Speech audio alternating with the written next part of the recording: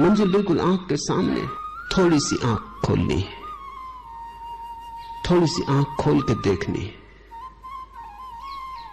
फासला नहीं है कि यात्रा करनी हो,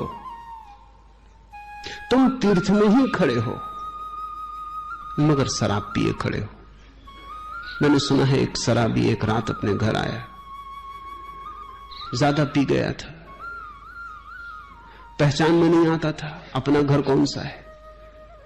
पुराने अभ्यास बस पहुंच तो गया, पैर चला के ले गए, लेकिन द्वार पे खड़े होकर सोचने लगा ये घर मेरा, समझ में नहीं आता कभी देखा हो।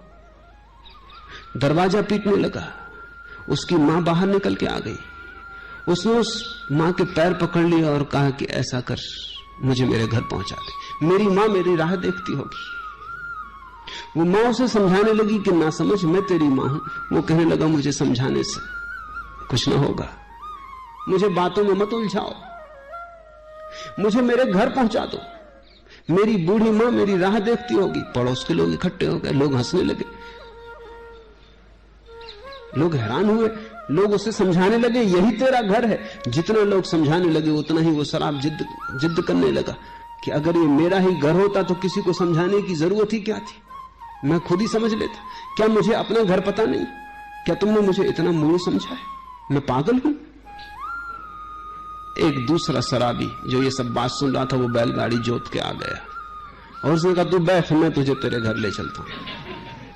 उसकी मां ने उसके पैर पकड़ लिए कि तू इसकी गाड़ी में मत बैठ, अन्यथा घर से बहुत दूर निकल जाएगा। और ये भी पिए, मगर कौन सुने? तुम घर के सामने ही खड़े हो।